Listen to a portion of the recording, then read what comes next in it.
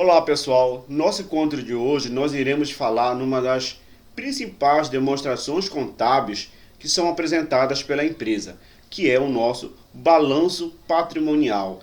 Então esta peça, ela tem uma grande significância para as organizações, ou seja, o balanço patrimonial, meus queridos, nada mais é do que aquela representação da empresa de um determinado exercício financeiro. O que é o exercício financeiro? Ou seja, é toda a movimentação da empresa que vai de 1º de janeiro a 31 de dezembro. Tá? Aí a gente vê, mas o balanço patrimonial, o que é isto? Para que ele serve? Qual a principal função dele? Qual a finalidade dele?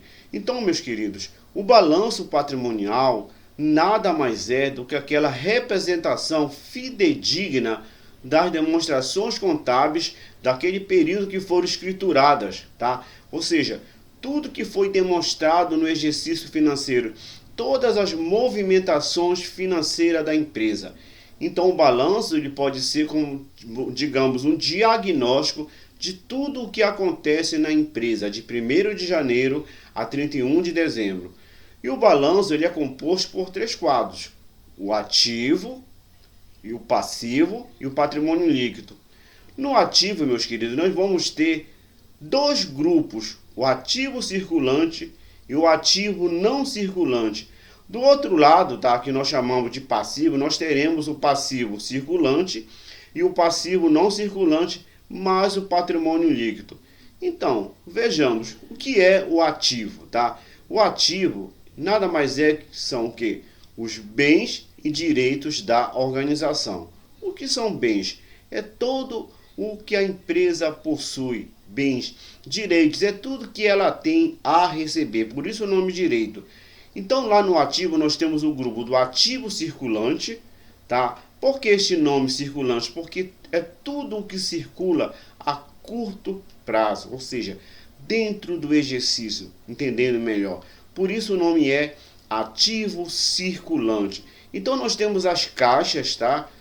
As contas caixas, bancos contas movimento, nós temos as liquidez de curto prazo, temos os estoques, que é uma conta de grande importância para a organização, tá? Temos o direito, quando a empresa vende a prazo, a curto prazo, nós temos as duplicatas a receber. Então, por isso o nome é ativo circulante, ou seja, aquilo que circula em um tempo pequeno. Ou seja, aí nós chamamos o quê? Que essas contas, elas são de acordo com o grau de disponibilidade, ou seja, elas estão disponíveis ali no momento que a empresa precisa. Por exemplo, a conta caixa e banco são umas contas de liquidez imediata, porque a hora que o gestor precisar de dinheiro está lá no caixa. A hora que o gestor precisar de uma operação financeira está lá no banco.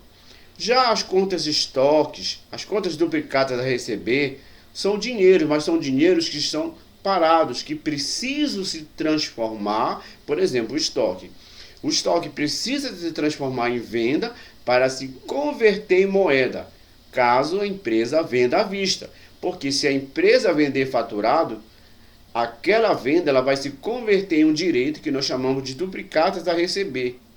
E estas duplicatas a receber, elas têm que ser, pessoal, bem trabalhadas, para que elas gerem o retorno de recursos para a empresa.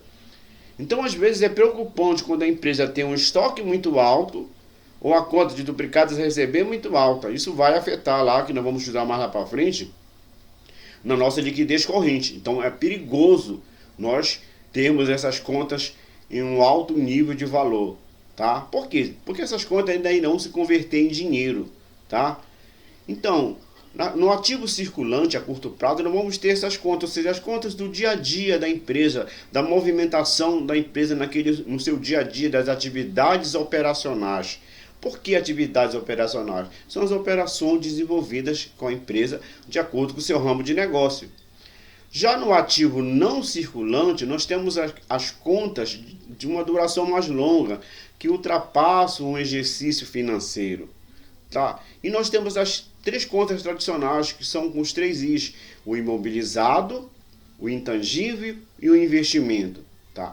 Na conta do imobilizado, nós vamos ter o quê? Os bens móveis, tá? Ou seja, aqueles bens que servem para que a empresa desenvolva as suas atividades. Por isso o nome é imobilizado, ou seja, tudo que a empresa possui, máquinas, equipamentos, computadores, mesas, cadeiras, móveis e utensílios. Então tudo isso nós chamamos de imobilizado, veículos, tá? Já a conta investimento quer dizer o quê? Os investimentos que a empresa tem em outras empresas, tá? Tá, digamos que a empresa ela possui ações numa determinada companhia, ela possui 20%, 30%, 40%, isso chama-se investimento, que pode ser coligadas ou controladas, tá? Já o intangível, pessoal, é tudo que a empresa tem, vamos dizer assim, o mais conhecido intangível são marcas e patentes, tá? Mas não só isso também, nós temos direitos autorais, tá? Nós temos direitos de propriedade, nós temos fórmulas, tá? No intangível. Então esses três Is lá no nosso ativo não circulante, imobilizado, investimento e intangível fazem parte do grupo do ativo, tá? E esta soma do ativo circulante mais o ativo não circulante dá o total do lado do ativo. Já no outro lado, que nós temos o passivo, passivo lembra o que, pessoal? Lembra obrigação. Ou seja, o passivo são as obrigações que a empresa tem para com terceiros. Ou seja, para os seus colaboradores, que são seus funcionários, tá? Para com os seus sócios, tá? Quando ela paga realmente debêntures, tá? Para com os fornecedores, quando ela compra mercadoria faturada, tá? E tem os seus fornecedores. Então o passivo, ele também é classificado em dois grupos, o passivo circulante e o não circulante. O passivo circulante é aquele grupo, ou seja, aquelas obrigações a curto prazo, aquelas obrigações que estão dentro do exercício financeiro. Lembra que eu falei ainda há pouco? 1º de janeiro a 31 de dezembro. Então, isto é o passivo circulante, as obrigações. Como é que eles são exigidos? Através do grau de exigibilidade, tá, pessoal? E aí nós vamos ter contas a pagar, salários a pagar. Lembrando, pessoal, essa terminologia a pagar, isso ainda não é despesa, isso é uma obrigação, tá? Então, todas essas contas elas vão estar disponíveis lá no nosso balanço com essa terminologia a pagar ou a recolher. A pagar, porque ainda não foi feito o pagamento. Existe aquela obrigação da empresa. Por isso que o nome é salários a pagar, energias a pagar, honorários advocatícios a pagar, contratos a pagar. Então, não esqueçam, é esta terminologia. Contas a pagar, ICMS a recolher, tributos a recolher. Já no passivo não circulante, aí nós temos quem? As obrigações que ultrapassam o exercício financeiro, tá? Por exemplo, os empréstimos bancários a longo prazo, geralmente eles vão ultrapassar uma negociação de uma dívida com a Receita Federal, que às vezes pode parcelar em 50 meses, em 40 meses, então são obrigações de longo prazo. Por isso o passivo tem também essa característica, curto prazo e longo prazo. Então no curto prazo, só recapitulando, nós temos as obrigações vencíveis dentro do exercício e a longo prazo as obrigações que ultrapassam o exercício financeiro. Já no patrimônio líquido, ou seja, o PL, tá? Pela equação patrimonial nós temos ativo menos passivo é igual ao PL, ou seja, no patrimônio líquido o nome já diz, patrimônio líquido. Ali nós vamos ter o quê? O capital da empresa investido, o dinheiro dos sócios sem qualquer ônus, tá? Então ali nós vamos ter o capital social, ou seja, o dinheiro que os sócios colocaram dentro da organização, tá? Que é o capital social. Digamos que a empresa tem um capital social de 300 mil reais. Então ele tem que estar ali no seu patrimônio líquido. As reservas de lucros. Antes, pessoal, tá? Antes, há um bom tempo atrás, tinha-se a figura de lucros acumulados. De acordo com a nova reformulação, com as novas leis vigentes, não existe mais essa figura dos lucros acumulados. Existe agora as reservas de lucros. Nós temos dois tipos de reserva. As reservas de lucro, que são os lucros provenientes das atividades operacionais da empresa e as reservas de capital, que são reservas provenientes de atividades que não são operacional, ou seja, de outras atividades da empresa, tá?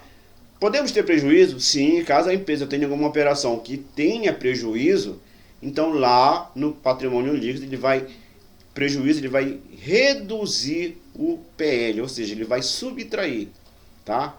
Então, mas geralmente isso quase não acontece, tá?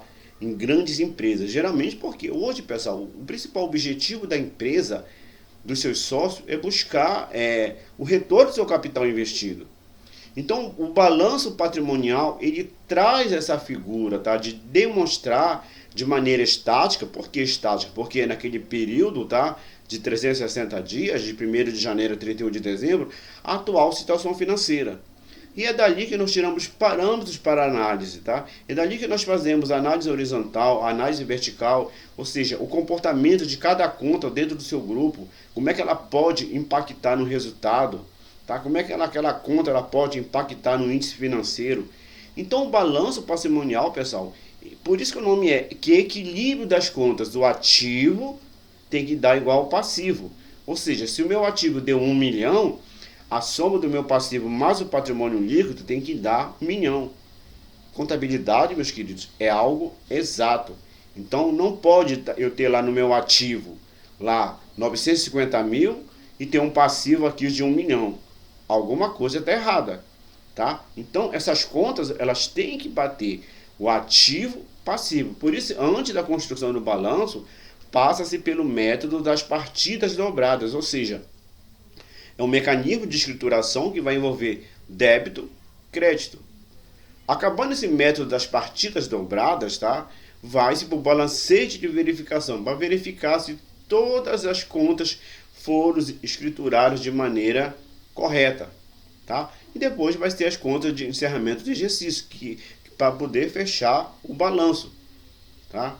Então, pessoal, o que nós tínhamos para verificar de balanço patrimonial, em síntese, neste resumo, é toda essa construção contábil dentro da organização. Claro, né? As empresas elas precisam manter seus registros contábeis, tá? Com evidência, tá? Concisos, com transparência, com clareza. Porque quando se pega um balanço, tá? Principalmente empresas que têm investimentos, principalmente empresas que têm ações no mercado, que têm investidores fora, então ela precisa demonstrar de maneira clara, de maneira transparente para os seus investidores que a empresa está com uma saúde financeira boa. Ela precisa fazer isso. Então o balanço patrimonial, ele é esta ferramenta que retrata a atual situação da empresa, né? Ou seja, é o diagnóstico da empresa, tá? Então, pessoal, o que nós tínhamos para ver sobre balanço, tá? Esse rápido resumo que nós vimos aqui, são essas contas que estão dispostas, tá? Ativo, ativo circulante, ativo não circulante, o passivo circulante, o passivo não circulante e o patrimônio líquido. Até o nosso próximo encontro. Um grande abraço para vocês. Eu sou o professor Biratã Assunção, sou contador, administrador, sou mestre em desenvolvimento sustentável e sou doutor em contas públicas. Um grande abraço e até o nosso próximo encontro.